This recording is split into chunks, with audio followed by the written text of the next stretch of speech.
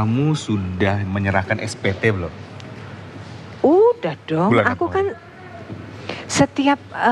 setiap aktivitas kantorku pasti aku harus tanda tangan karena SPT. Oh. Nah, yang aku pengen harapkan bukan hanya kita saja sebagai pekerja yang pure mencari uang kemudian membayar pajak. Iya. Tapi saya juga pengen pengedar narkoba juga harusnya dipajakin, jadi harganya lebih mahal. Beda ya?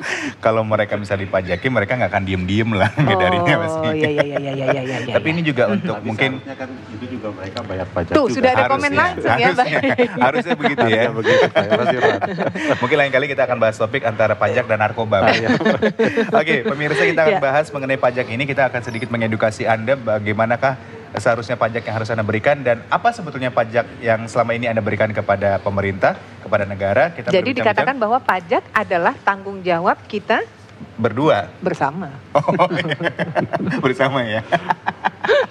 Oke, sudah ada Bapak Ya. Dedi Rudaidi, Direktur P2 Humas Ditjen Pajak. Apa kabar Pak Dedi? Baik, Mas Irwan. Mbak Pak Didi Aseti. langsung nyamper Baik. aja pada saat tadi kita bilang narkobanya ya Pak. Karena saya sangat Gemes ya, Pak? antusias untuk bisa menjelaskan kepada masyarakat Iya, ya, Pak. apa sebetulnya Pajak. pajak. Iya. Jadi mungkin kita untuk menyamakan persepsi dulu ya, Iya.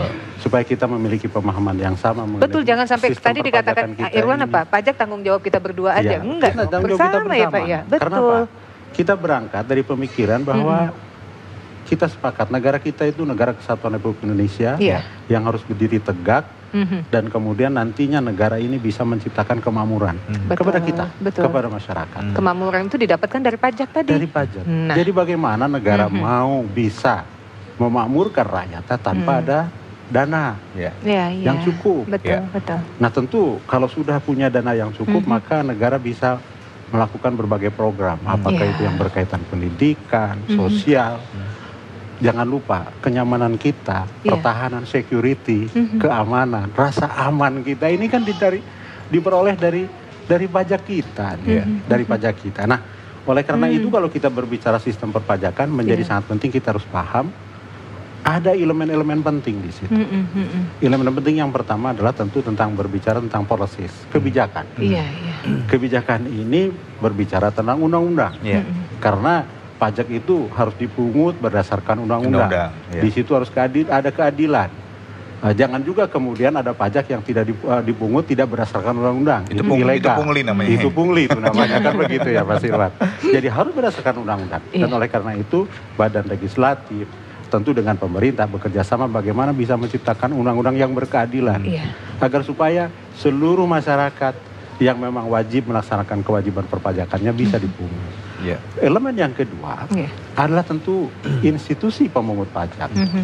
Ini menjadi penting juga. Iya. Tanpa ada institusi yang bisa melaksanakan, memonitor, melaksanakan administrasi perpajakannya dengan baik, Iya. tentu ini juga akan menjadi sulit Iya. Iya. negara memperoleh penerimaan pajak Penerimaan, yang optimal. Iya, soalnya jangan Dan yang sampai ketiga- gini ya Pak ya. Betul, yang Harusnya pembayarannya berapa karena ada Iya. kongkoli-kong tadi ya Pak ya. Betul. Dikurangin yang Kurangnya diuntungkan saya berapa ya kan Pak. itu harus ada institusi yang menegur, yang menghimbau, Iya. dan kemudian yang mengenforce. Iya. Nah kemudian yang ketiga yang tidak kalah penting, dan ini yang elemen yang paling penting Iya. adalah kita, rakyat, masyarakat. Karena sebetulnya pajak ini kan intinya adalah kontribusi wajib kita semua. Iya. Istilah bahasa sederhananya, ini kan urunan. Cuma urunannya wajib kan, Iya. diwajibkan oleh undang-undang. Nah Iya. sekarang makanya yang paling penting adalah bagaimana masyarakat, rakyat kita, ayo kita sama-sama Iya. urunan kepada negara. Dan kemudian negara nanti bisa dengan uang yang ada itu baru kemudian bisa mensejahterakan. Mungkin analoginya adalah negara itu kan adalah sebuah bentuk organisasi yang paling Iya. besar, paling tinggi begitu Pak ya. Kalau misalnya mungkin Anda punya kumpulan-kumpulan arisan ibu-ibu begitu ya, kumpulan organisasi lainnya pasti ada iuran. Pasti. Iya, Iuran itu iya. digunakan untuk anggota juga begitu kan Betul, Pak Betul. analoginya Kalau ya. arisan sih Betul. ada uang kas untuk makan-makan. Tapi kalau masyarakat ada uang kumpulan Dan buat ini juga keamanan saya ya, Pak, pikir ya? kan termasuk keamanan, dan jangan salah juga bahwa bagi mohon maaf saudara-saudara kita yang kurang beruntung Nah, nasibnya itu ini juga bagaimana? sebetulnya kan mereka harusnya disubsidi. Oke. Iya, Ada dari pajak itu raskit, tadi ya. iya. Heeh. Ada jam kesmas, Iya.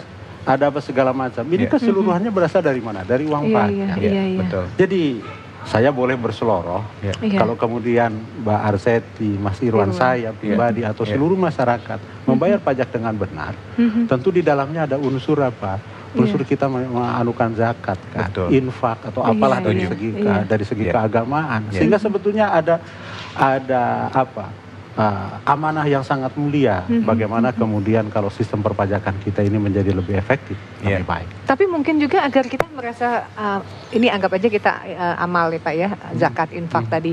Tapi boleh nggak ada kenyamanan bagi kita juga agar tahu kemana nih infak yang kita sudah berikan, diberikan kemana nih, disalurkan kemana itu Pak? Sebetulnya sederhana. Kalau kita mau bicara. Saya tadi berangkat atau Mbak Arseti berangkat ke kantor, tidak pernah ada rasa ketakutan, tidak pernah ada merasa cemas atau apa, ya kan? Kenapa? Karena di situ kita merasa aman, karena ada polisi, karena ada tentara. Karena apa? Kenapa ada tentara? Kenapa ada polisi? Karena ada uang pajak.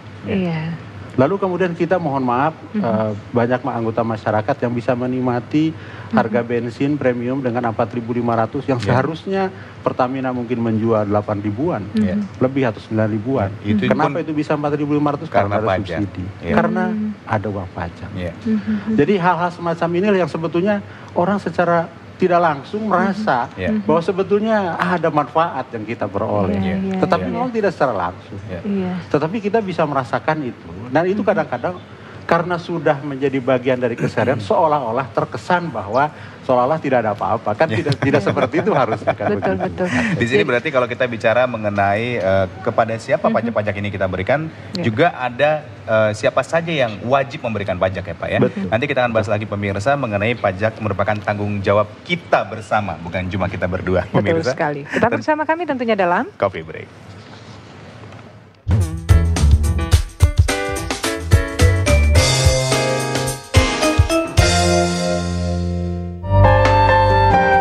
Betapa aku bangga dan bersyukur dapat mengemban tugas mulia ini.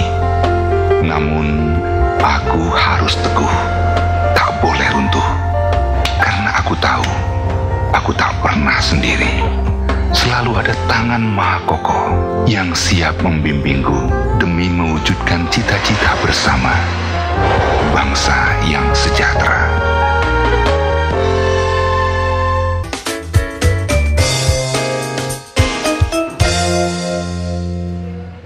Iya, pajak dari kita, oleh kita, dan untuk kita. Nah, kalau kita bicara mengenai ini semua, tentunya kita juga ingin tahu. Ini kan dari kita, untuk kita, dan oleh kita. Artinya jenis-jenis pajak juga kita harus tahu. Pajak itu jenisnya seperti apa aja sih Pak Didi?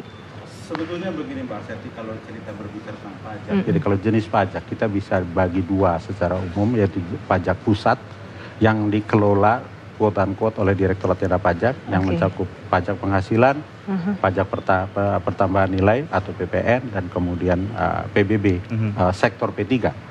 Nah, tapi ada juga pajak daerah. Pajak daerah itu bisa provinsi, bisa kabupaten kota. Nah, misalnya contoh Mas Irwan ngurusin mobil, ada STNK di situ. Nah, itu tidak dikelola oleh Direktorat Jenderal Pajak, tetapi dikelolanya oleh pemerintah daerah, provinsi dalam hal ini. Lalu kemudian kalau Mas Irwan jajan kita di restoran, ya kan? Di situ ada pajak restoran kan? Itu pajak restoran itu Pemda, pemerintah daerah. Jadi ada banyak pajak penghasilan yang kita dapatkan jatuhnya ke pusat. Pajak penghasilan yang RCT setiap tahun ngisi SPT, kemudian ada kurang setor, dan kemudian setor mungkin ada bulanannya dan sebagainya, itu masuk ke pusat. Tapi kalau saya bekerja di daerah kemudian dipotong pajak, itu ke daerah? Itu juga enggak. Kalau itu sebagai pajak penghasilannya Mbak Arseti, itu adalah tetap pajak pusat. Walaupun ada di daerah dimanapun juga. Tapi jenis pajak kalau yang berkaitan dengan keterkaitan dengan pajak penghasilan itu menjadi pengelolaan pusat. Nah, tahun 2012 itu kan kita dibebani tugas 885 triliun dari PPH, PPN, dan kemudian PBB. Nah, kemudian dari 885 triliun ini kira-kira 475 triliunan nanti itu akan diserahkan lagi ke pemerintah daerah melalui dana alokasi untuk 31 provinsi dan 500-an kota kabupaten. Ibaratnya setelah dikumpulkan disebar lagi nih. Disebar lagi dan nanti masuk ke APBD. Melalui APBD provinsi maupun kota kabupaten. Plus nanti penerimaan APBD itu selain dana alokasi itu ada PAD, artinya pajak daerah tadi.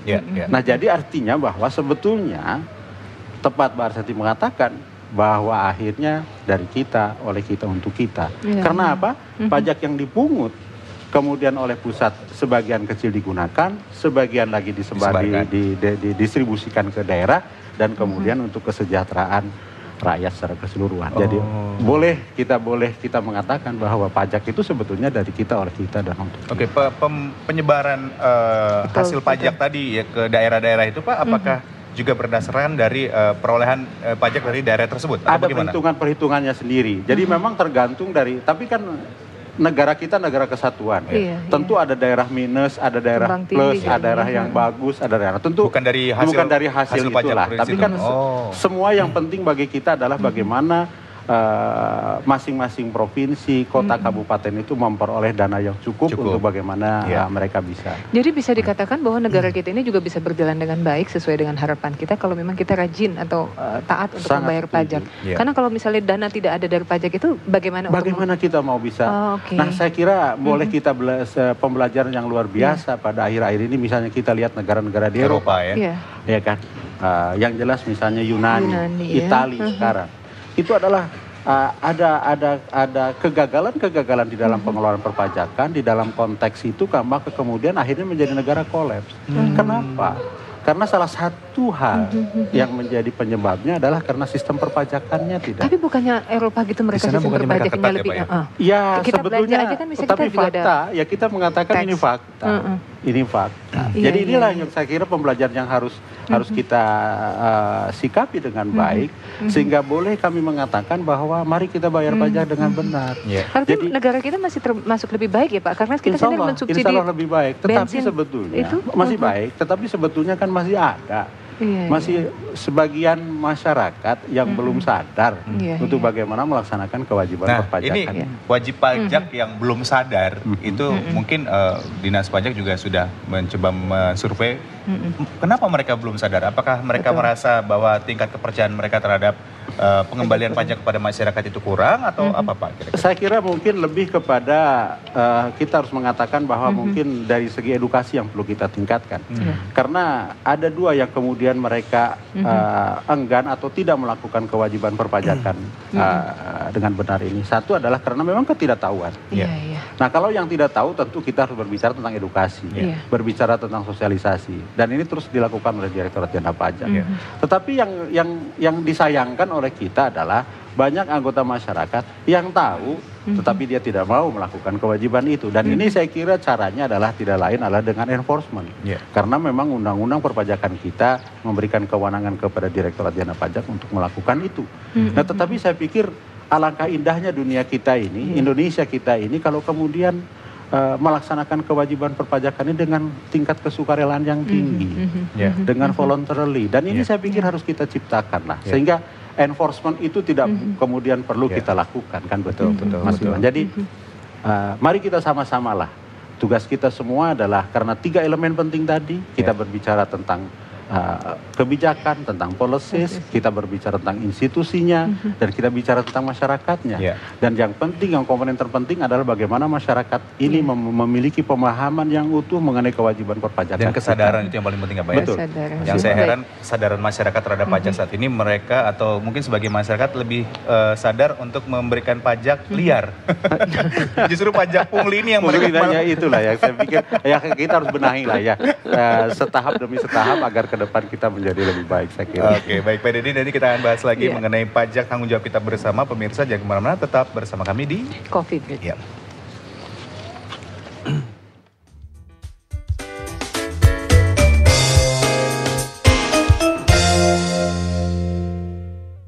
Profesionalisme dan integritas selalu ada dalam langkah kami. Ring Pajak, selamat pagi dengan Yusin Type saya Keramat Tamahan menjadi nadi pelayanan kami. Mengenai tata cara pengisian SPT tahunan orang pribadi, di dasar pelayanan kami. Ada lagi yang bisa saya memberikan bantu, informasi, Bapak? Itulah tugas kami.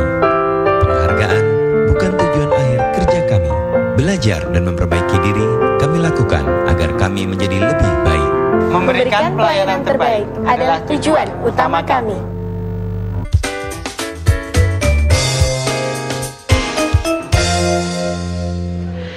Iya, dikatakan pajak dari kita, oleh kita, dan untuk kita. Adapun negara tentunya membutuhkan dana yang cukup untuk membiayai pelayanan umum. Antara lain yang kita ketahui adalah infrastruktur, subsidi bahan bakar, kesehatan, transportasi, dan pendidikan.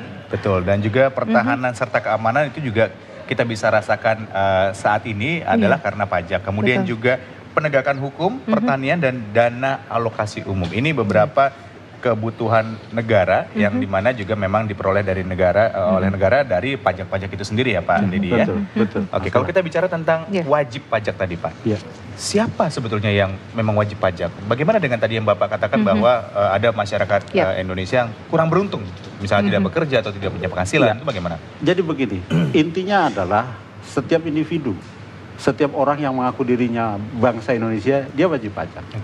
Sudah ada, dia sebagai subjek pajak. Tapi yang berpenghasilan mungkin Pak ya? Yes, itu. Jadi apakah subjek pajak ini sudah berpenghasilan atau tidak? Ada ditentukan usia Pak? Tidak. Oh, Tetapi kan yang jelas berpenghasilan atau tidak. Ditentukannya oleh sudah memperoleh penghasilan atau tidak. Dan tidak seluruh orang yang berpenghasilan itu pun kena pajak. Karena di kita ada PTKP, penghasilan tidak kena pajak. Jadi kalau misalnya katakanlah sederhananya saja, kalau sebulannya 2 juta penghasilannya, itu sudah tidak usah bayar pajak. Nah di atas 2 juta sebulan, mereka lah yang harus kemudian membayar pajak. Nah, Mas Irwan bisa boleh identifikasi lah. Kan sekarang ini sudah banyak nih orang yang sudah memiliki penghasilan sebulannya di atas 2 juta. Dan itulah mereka, orang Indonesia sudah memiliki penghasilan di atas PTKP, maka hukumnya wajib bagi dia untuk melaksanakan kewajiban perpajakan. Berapa besarnya? Tergantung dari penghasilan itu sendiri. Tentu tarif akan berbeda antara penghasilan yang sedikit dengan penghasilan yang banyak. Karena memang ada azas keadilan di situ, dalam rangka keadilan tadi. Nah, yang tidak memperoleh, penghasilan yang tidak usah bayar pajak, kemudian kita katakan mereka lah yang harus disubsidi. Mereka lah yang harus kemudian dijamin oleh negara, baik itu kesehatannya, baik itu sekolahnya, baik itu apapun juga dalam kehidupannya dengan raskin dan lain sebagainya melalui uang pajak. Makanya sekolah-sekolah sekarang juga ada banyak sekolah gratis ya, itu karena pajak ya Pak ya? Saya kira demikian Mas Irwan. Nah inilah yang kemudian harus kita tumbuhkan sekarang. Keyakinan kita bahwa bagaimana sebetulnya ini menjadi kewajiban kita bersama. Sehingga kami boleh berseloroh lagi. Bahwa sebetulnya kalau sekarang nggak ada lagi perang. Ya kan? Nggak perang pakai angkat senjata dan lain sebagainya. Dan kami boleh mengatakan bahwa kita harus bela negara. Karena kewajiban kita sebagai warga negara adalah bela negara.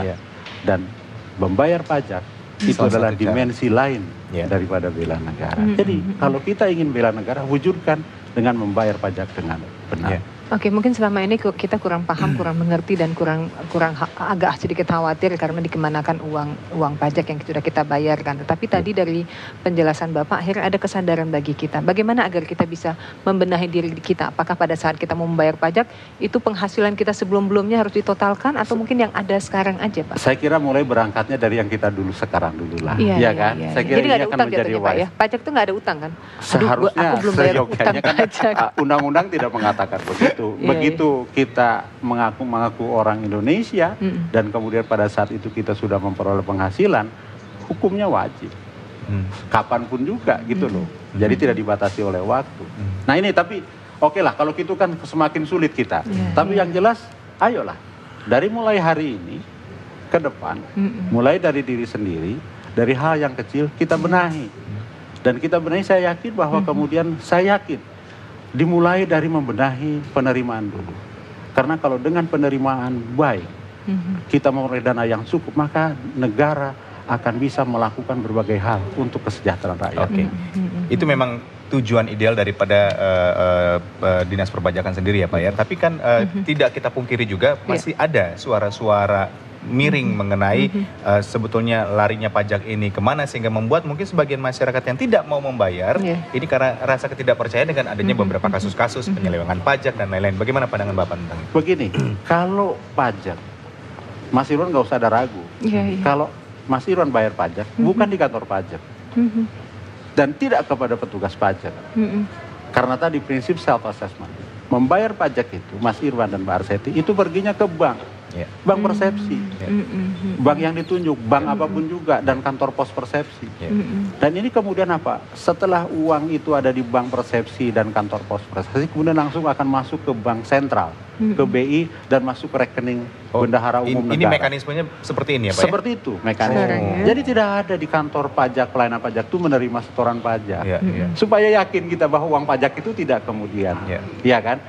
Kantor pajak itu Mas Irwan dan Pak Erset itu hanya melaporkan, menyampaikan SPT, menyampaikan bukti-bukti saja bahwa saya telah setor, dan kemudian kita akan melakukan pengecekan supaya kita tidak ada pemahaman yang berbeda. Jadi kalau ada kata-kata, mohon maaf, ada seloroh yang mengatakan bahwa buat apa kita bayar uang pajak, toh diambil oleh gayus, oleh pajak, oleh orang pajak. Saya kira tidak tepat. Karena uang pajak itu tidak melalui mekanisme sistem seperti itu. Kan begitu ya. Bahwa kemudian Direktorat Jenderal Pajak sedang melakukan bersih-bersih, ya. Karena tadi kita lihat 3 elemen tadi. Policies, kemudian institusi, dan kemudian rakyat. Tapi kemudian jangan kemudian kita berbicara tentang itu lalu kemudian kita mengabaikan kewajiban kita, kan menjadi tidak. Ya sesuatu hal yang berbeda. Demikian. Oke, baik. Mungkin terakhir Pak Deddy bisa memberikan himbauan sekali lagi kepada masyarakat supaya mereka lebih sadar akan memberikan pajak kepada negara sebagai salah satu dimensi lain daripada kita membela negara kita. Betul. Pak. Jadi tentu kami dari Direktorat Jenderal Pajak menghimbau kepada seluruh masyarakat untuk bisa melaksanakan kewajiban perpajakannya dengan benar, karena memang ini adalah tanggung jawab kita bersama, dan ini adalah pajak dari kita, oleh kita, dan untuk kita. Demikian saya kira Mbak Arseti. Oke, baik. Pak Deddy, terima kasih banyak untuk kehadirannya. Terima kasih. Dan nanti kalau misalnya kita lupa bayar pajak, tolong diingetin Pak. Siap. Nggak diberi hukuman ya Pak ya, kalau telat pajak. Dan saya kira tidak usah sungkan-sungkan kemudian menghubungi kantor pelayanan pajak terdekat kita untuk meminta advis dan lain sebagainya. Jangan pernah merasa takut ketika didatangi petugas pajak. Itu dulu, sekarang nggak Pak ya? Ya, saya kira insya Allah sekarang kita sudah jauh berbeda. Kalau takut kita udah pergi Bapak kesini tadi. Oke, baik pemirsa, ini bicara tentang pajak juga. Pajak ini juga pastinya ada dalam segala aspek kebutuhan dan kehidupan kita, termasuk transportasi. Betul sekali. Dan nanti kita akan diskusikan mengenai transportasi tentunya sesaat lagi. Kita break sebentar, tetap bersama kami tentunya dalam Coffee Break.